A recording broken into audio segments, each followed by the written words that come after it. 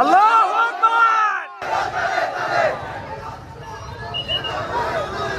ছোট্ট শিশুদের খেলনার মতো করে উড়ে যাচ্ছে মানুষ। মানুষের জীবনের কোনো অস্তিত্ব নেই সেখানে। নির্বিচারে চালানো হচ্ছে গণহত্যা। সেখানে মানবতা ও মানবাধিকার বলে কিছুই অবশিষ্ট নেই। সবকিছুরই যেন শেষ আছে, কিন্তু ইসরায়েলের এই বর্বরময় আগ্রাসনের শেষ কোথায়? আমাদের কারোরই জানা নেই সেই উত্তর।